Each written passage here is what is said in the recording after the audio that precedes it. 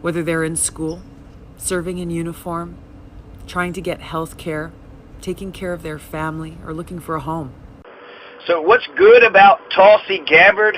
Let me count the ways.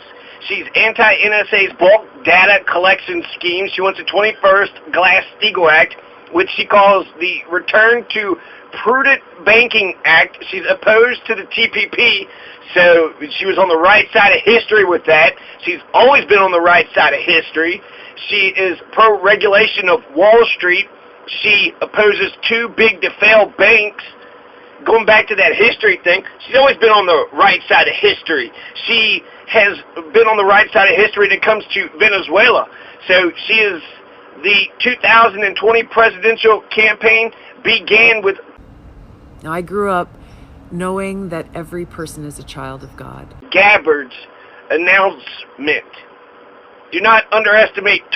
And equally loved by God. Gabbard. She was Bernie Sanders, Chris Christie. She was the first mainstream person to back Bernie Sanders, even resigning her DNC vice chair because they only wanted 6 debates instead of 15 debates like they had in 2004, or 26 debates in 2008.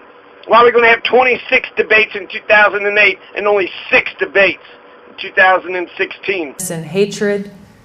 Let us bring the light found in the Aloha Spirit to our lives, our country, and the world. So she has been on the right side of history every time. She's right when it comes to Venezuela. She's the most courageous woman in America. So at this point, I'm just going to talk about Tulsi Gabbard's position here. Number one, Tulsi Gabbard's policy platform on business regulation is reduce regulations on corporations. I don't subscribe to the idea that a primary pillar of improving our society will come from reducing regulations on business, period. Okay? Elizabeth Warren wants to establish more oversight on corporations. She wants to get campaign finance reform. She opposes cuts to Medicare and Social Security. She supported same-sex marriage, which I'll get to in a second, in 2012. She issued a statement even agreeing with the Supreme Court's Obergefell v. Hodges 2015 case, which legalized gay marriage in the United States. She wants to legalize marijuana. She personally protested at the Dakota Access Pipeline, so she's a water protector. Let us be inspired as we join hands, working toward the day when everyone, whether they be Hindu, Buddhist, Christian, Jew, Muslim, or atheist, or others, can live in peace and freedom. She's pro-Planned Parenthood. Her foreign policy, bar none, is the best out of all the Democratic candidates, including Bernie Sanders. She is, again, when it comes to the winds of history, where the hell is Bernie Sanders at? When the hell is he going to announce? He is missing an opportunity. The 2020 presidential campaign has already begun. The 2020 campaign has already begun. Where the hell is he? She opposes the Iraq War, the Libya War, the Syrian War, and the Cold War that we are in right now with Venezuela. We've stolen $7 billion of their assets and their cash in the United States. So how are foreign governments supposed to feel safe to invest in America if as soon as we don't like the president and it's socialist and they have, some internal political divisions, we're just going to steal their stuff? The Bank of England took $1.2 billion worth of gold, and then Goldman Sachs bought a shit ton of bonds. So Goldman Sachs, it's always Wall Street, D.C., and the CIA. Wall Street, D.C., and the CIA are all in cahoots. So Goldman Sachs is going to buy all these bonds, and then Venezuela is going to get invaded and toppled, and then Goldman Sachs is going to make a shit ton of fucking money. Good gamble, Goldman Sachs. Gambling on America invading, toppling, coup d'etat a sovereign nation. And yes, sovereign nation, meaning it's their country. From fear, let us confront hatred with love. Confront bigotry with aloha.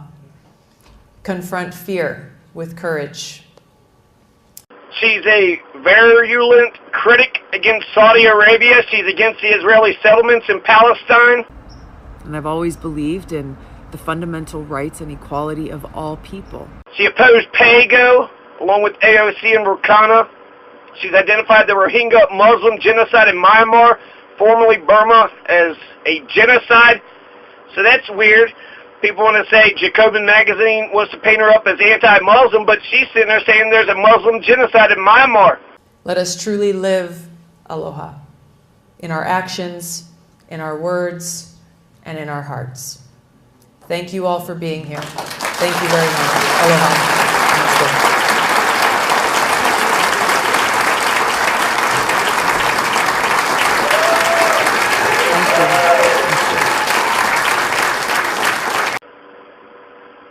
We need to do something about it. She also says, don't arm the terrorist act. So Tulsi Gabbard is opposed to arming terrorists. Well, that's consistent with the war on terror. We're fighting against a tactic. So if we want to eliminate terror, then we shouldn't arm terror. It seems almost common sense. It's almost like a slap in the face. No U.S. government funds to Al-Qaeda, Jabhat Fatah al-Sham, and ISIL, or ISIS. That seems reasonable to me. No government funds to Al-Qaeda or ISIS or the al-Sham. But that was controversial. That's controversial amongst the corporatist Democrats. But I also grew up in a socially conservative household, where I was raised to believe that marriage should only be between a man and a woman. So for a period of my life, I didn't see the contradiction in those beliefs. So right off the bat, let's just address some of the criticisms of Tulsi Gabbard. They said that she's anti-gay. She doesn't like gay folks. That's not true. That's not the case whatsoever. You had David Pakman said that because at one point in her life, because she was anti-gay, he will not support her. Well, I don't know what country he lives in, but we just legalized gay marriage in 2015, only 4 years ago. So the discrimination against gay people, there's anti-gay people laws on the books. So there's a whole bunch of stuff. So 10 years ago, everybody, not everybody, but a lot of people, a lot of Americans, this is brand new. So let me tell you about the Obergefell v. Hodges Supreme Court decision. So the 2015 Obergefell v. Hodges Supreme Court decision, which is called the Obergefell decision, overturns Baker v. Nelson. Terrorist Act would make it illegal, would prohibit us using any taxpayer funds from providing both direct and indirect support to these groups that are directly, again, working with groups like Al-Qaeda or funneling that money through countries like Saudi Arabia and Turkey. And it requires that all 50 states offer gay marriage licenses and to recognize gay marriages outside of the individual state. This is by virtue of the Due Process Clause and Equal Protection Clause of the 14th Amendment. The 14th Amendment said that the other states had to respect the other states' laws. So the 14th Amendment is one of the 3 Civil War amendments. It's also where the birthright citizenship law comes from, the 14th Amendment. Prior to the 2015 Obergefell decision, 36 states, D.C., Guam, they all had legal same-sex marriage by law, by court ruling, or by voter initiative. So most of America had some kind of legal same-sex marriage by law prior to the 2015 Obergefell decision. To these people who've gone through such suffering and such trauma, but first we must address the cause of this crisis. Well, so how do you address the understanding that the regime, and maybe with the help of Russia, they are the ones responsible for what we're seeing on the ground in terms of the humanitarian crisis, and your bill would stop American support from the groups that are fighting against the regime and the Russians? Well, just in your news report a few minutes ago, it talked about how these rebels are firing on innocent civilians as they are trying to flee these areas. We have seen time and again how groups that we are supporting, U.S. American taxpayer dollars are supporting, are directly working with groups like Al-Qaeda. And Okay, so 2015 comes, Tulsi Gabbard celebrates it. The big thing with the Supreme Court is that they're not supposed to take on political issues, just legal issues, and this is a legal issue. Due process, equal protection clause, this is a legal issue. So the Supreme Court is right on this issue. We should pass the law, the president and the Congress should pass some kind of law, but we got, gay marriage is now legal in the United States, and it has been for the last... While many Americans may be able to relate to growing up in a conservative home, my story's a little different because my father was very outspoken. He was an activist who was fighting against gay rights and marriage equality in Hawaii. Did you get any sense of whether or not the president-elect supports your bill? So Tulsi Gabbard has been on the right side of history with this, okay? So Tulsi Gabbard, when she was 21, when she was 17 to 21, she lived in her father's house and with her father's influence, and she's already renounced and apologized for her past activism, and she even said that she had the wrong beliefs. She had the wrong beliefs. So the guy from the Humanist Report was sitting there saying, well, her personal beliefs are still the same. Keep criticizing, try to totally figure it out, but she said her beliefs were wrong. So I believe that contradicts the criticism from the Humanist Report. So she has been for gay marriage since 2008. Since 2008. So for the past 8, 9, 10, 11 years, Tulsi Gabbard was on the right side of history. You want to know who was on the wrong side of history? Barack Obama. He supported gay marriage 2013. So that was, how many years? 5 years after Tulsi Gabbard had supported same-sex marriage. It took Barack Obama 5 more years past Tulsi Gabbard before he evolved and said, well, yeah, I guess gay people are, people too. 2013 was Obama's evolution. 2008 was Tulsi's. So she's made statements in 2012. She supported the 2015 the Obergefell decision, and themselves and the way they've been doing it for so long that they don't even think it's a bad thing. It's just a thing you do. But one of the weirder ones that I ever saw from her was after after Gaddafi was killed, where she was not on the record, but she was still being recorded. They were talking to her. You know what I'm talking about? I do. Where she said, we saw him, he died. She spoke out against gay marriage. Hillary Clinton gave speeches in Congress against gay marriage. Hillary Clinton was virulent against gay folks. They were the don't ask, don't tell people. They didn't have the courage to say that gay folks could serve in the military. So Hillary Clinton was anti-gay up until 2000. Hillary Clinton was anti-gay up until 2015. Barack Obama was anti-gay until 2013.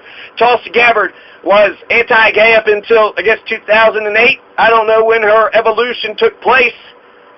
But she said that gay marriage and the people who support them are homosexual extremists. She was 17 years old. She was 21 years old. She was daddy's little girl. So she was looking up to her father, who's in the politics, and he ran against the gay folks, and he's still in politics today in Hawaii. So yeah, thanks a lot, Tulsi Gabbard's dad, Mike Gabbard. Thanks, Mike Gabbard. Your homophobia may have stopped your girl from becoming president. Because even then, it's still not that expensive. That's true. Yeah, it's what to speak of. I mean, the people who are actually benefiting from this, especially these kids with epilepsy and those with other medical disorders. I've met with families in states like Iowa, for example. Met with families and met with their kids who, they are breaking both state and federal law in Iowa, where even CBD products. So she used to be very much against gay marriage, but I think her evolution makes her a very strong advocate for gay folks. It's not easy to, go against what her family believed and what the culture believes, but she, understands right versus wrong. This is the reality that the people of Syria are facing on the ground and why they are pleading with us here in the United States to stop supporting these terrorist groups. Let the Syrian people themselves determine their future, not the United States, not some foreign country. And then look at this country. My God, Mike Pence is rampant anti-gay. He hates the gay people. His wife works at an anti-gay school. You want to talk about being anti-gay? and that's Donald Trump's vice president, right? So a lot of people are going to sit there and let Hillary and Obama and Donald Trump slide for being anti-gay for way longer, for much more longer than Tulsi Gabbard was. And we've been showing video of your trip from your trip. In the minute we have left, tell us the most striking image you have from your visit to this war-torn region. Yeah, Jake, you know, the destruction is very real, both on the physical buildings and the things that people have gone through, looking into their eyes and hearing firsthand. So 10 years ago, apparently, a lot of these Democrats, everybody was homophobic. So gay marriage has only been legal for 4 years. Now, I'll tell you a story. In 2000, I've been pro-gay marriage until, to date, for 19 years. So I had an epiphany in 2000. I was anti-gay for about a month, and then somebody came up and told me and said that people are adults and consenting adults should be allowed to do whatever the hell they want to do. And I thought about it, and within one day, I changed my mind. I was like, I'm wrong. That's bullshit. Well, if you look at the statements that he has made, even just in the last few days, about ending our interventionist war policies, my hope is that this administration, that this will be an area that we can agree on, that we can take immediate action to, again, stop providing this funding, stop providing this support, stop this interventionist, counterproductive regime change war, because that is what is critical to be able to address the humanitarian crisis that is on the ground there. We have to provide aid, we have to provide support. And I will blame it on my upbringing. I will totally blame that on my upbringing. So it was important. 2004, Kentucky had the anti-gay amendment on the ballot to get all the Republicans to vote Bush back into office. It was a Karl Rove plan. We don't even get any initiatives, but we did have one initiative to discriminate against the gay folks in 2004. So the culture that I had come from, yeah, absolutely. And I just thought about it. The logic of it didn't make any sense. And so within a day's time, I was like, yeah, I guess adults, what the hell? If two grown adults want to do, that doesn't bother me. Do whatever you want. It doesn't bother me. That exist, and how much more prevalent these arrests are than most people realize. Yeah, and then there's the economic windfall that takes place when you legalize it. Right. That's the only thing that you're seeing where these states are voting for it, because they realize there's massive amounts of tax dollars that they can make. Right. I think Colorado is 39% tax on huge. Recreational marijuana, and people are like, okay. Yeah. Like, they just pay it. Yeah. And since my epiphany in 2000, for the next 19 years, I had been pro-gay marriage, pro-gay. Gay people get to do their thing. They get to, have their gay parades. They get to have their day in the sun. They're allowed to be gay married. The Supreme Court decision was good. I even confronted the student council at University of Louisville when I was going to the University of Louisville to legalize gay marriage. The student council was being ran by a gay president, and the opposition leader was a gay man. But they were both stuck-up kids. And these stuck-up asshole kids are like, no. Okay, well, that's the bullshit. Even gay folks aren't as pro-gay marriage as I am. There is no denying that the interventionist wars in Iraq and Libya that were propagated as necessary to relieve human suffering have in fact increased human suffering in those countries many times over.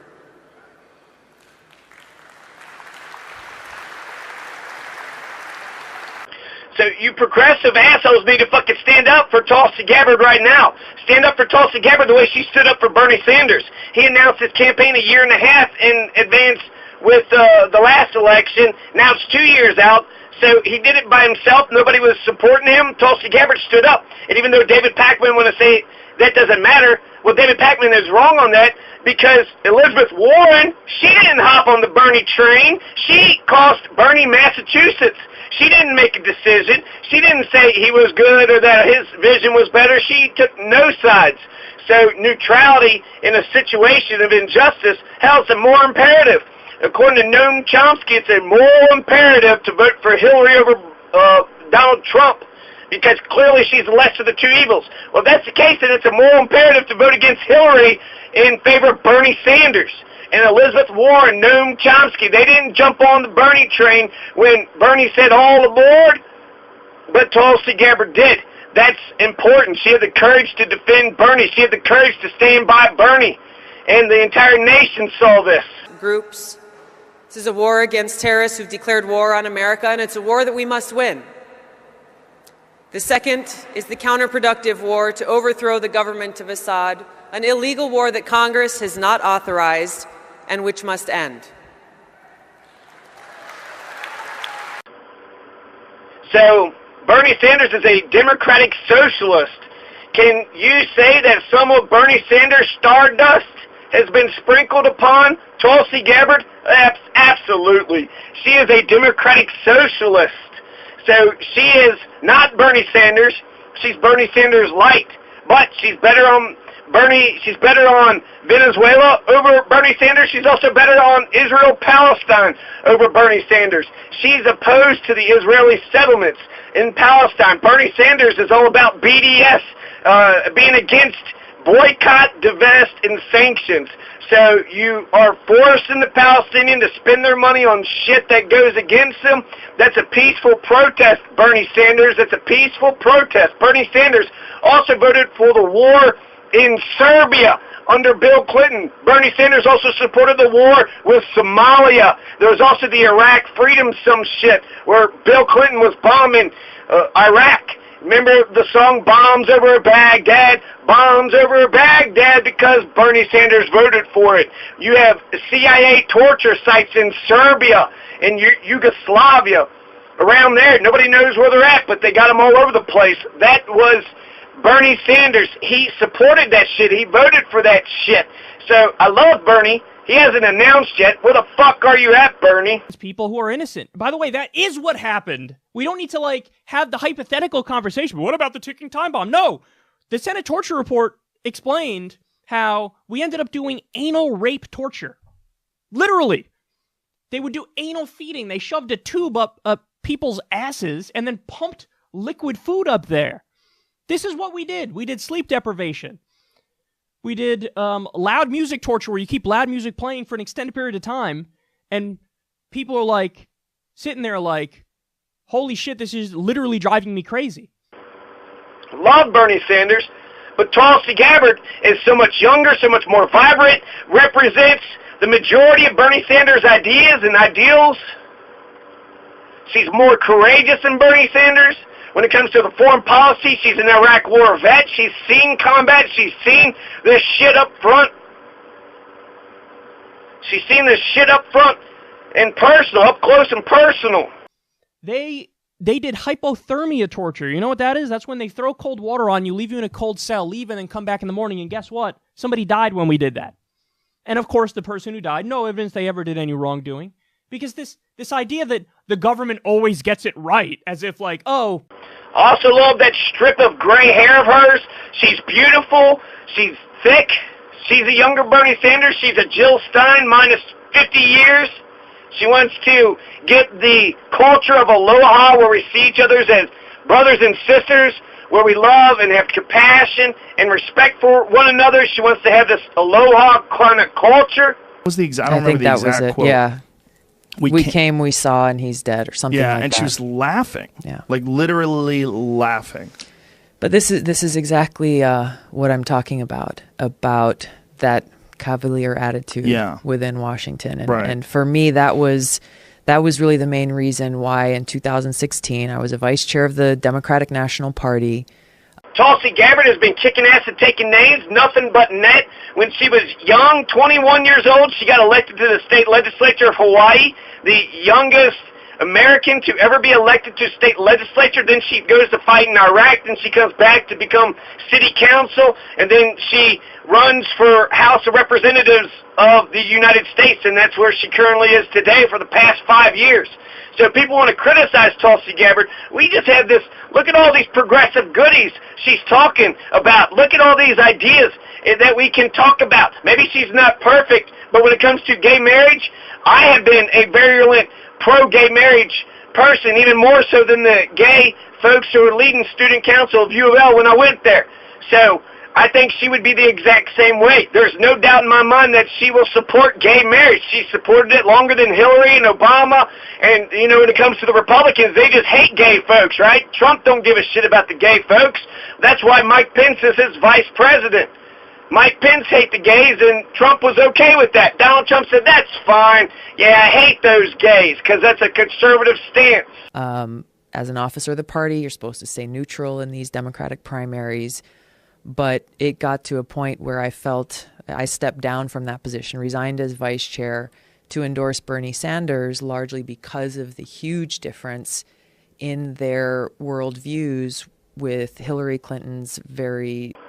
So the Jacobin magazine hit piece on Tulsi Gabbard, which is exactly what it was, but it's okay for this conversation to begin, okay? So this is all the negative things that the Jacobin magazine could find out about Tulsi that they saw, and they painted her in the worst light possible.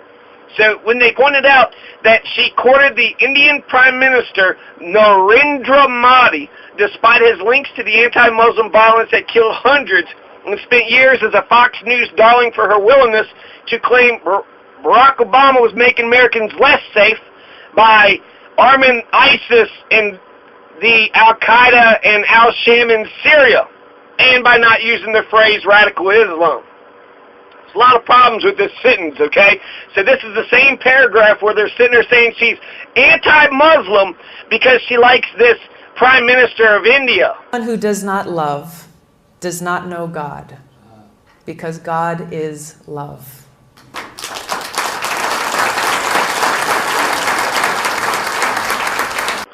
So radical Islam is not to attack the entire religion, but there is a problem with the fundamentalist Islamic folks who are using violence and terrorism, religious terrorism. Of course that's bullshit.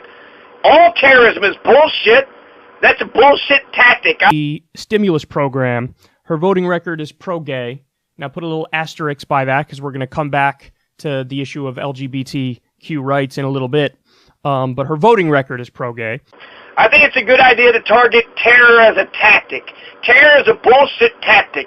There's several ways you could protest the government. You could do it peacefully, peaceful protest. You could sabotage. This is Nelson Mandela. He went ahead and blew up buildings, so destroying property. It was also the Weather Underground's tactic, and then it was those ranchers in Oregon at the bird watching sanctuary, Ted Bundy or whatever the guys' names are.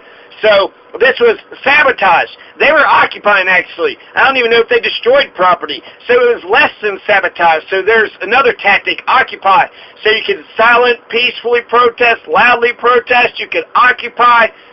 You can do lots of things to resist the oppression. Now, you could, go violent, but that's clearly going to turn into a bloodbath.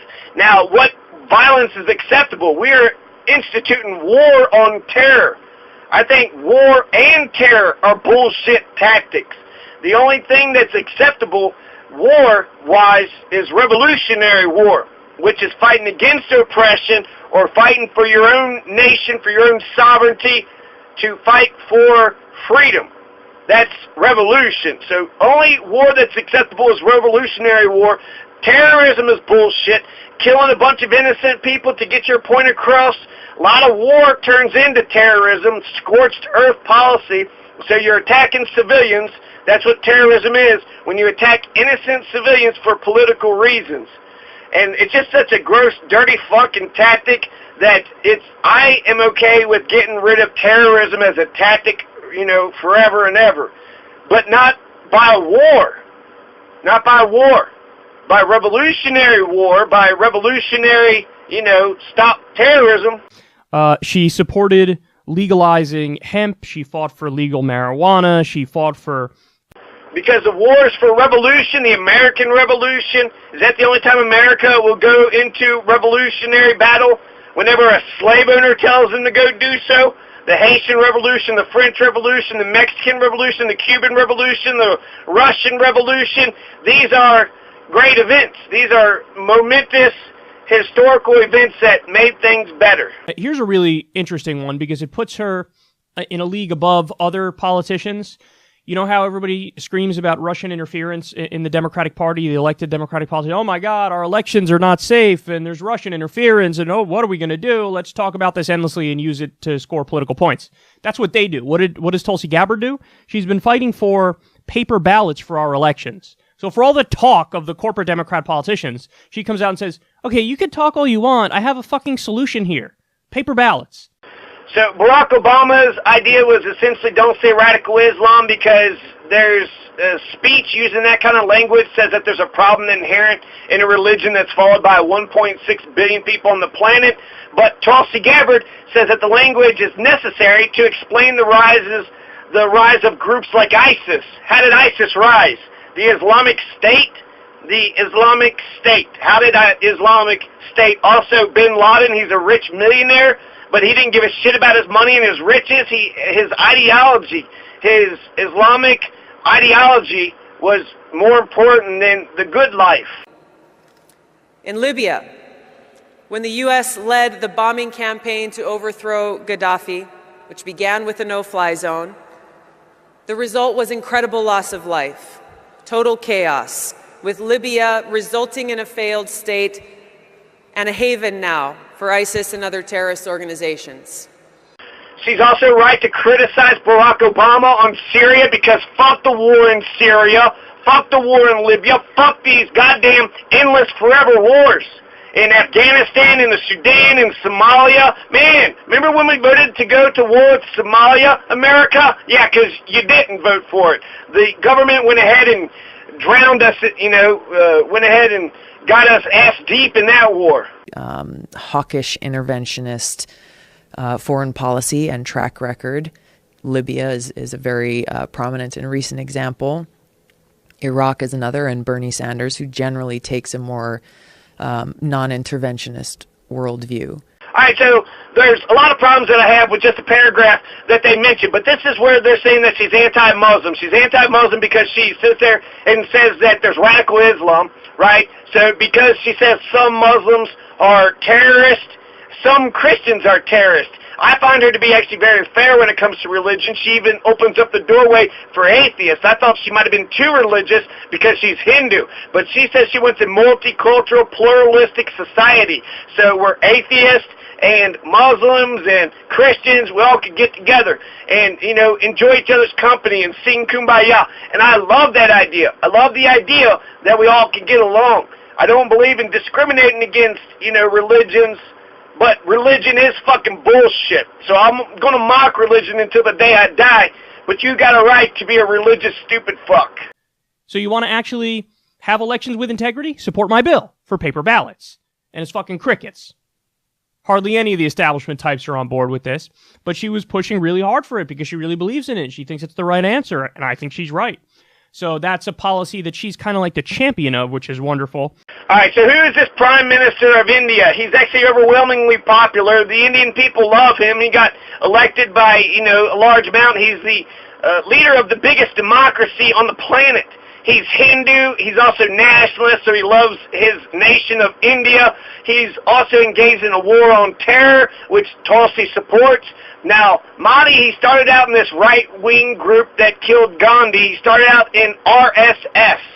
So he started out in a group that's associated with the people that had killed Gandhi. This is before he was prime minister. So that's a strike against him. He might not like the Muslim folks, but what they're going to try to tie Narendra Modi to is the Gujarat riots. In 2002, there was the Gujarat riots in India.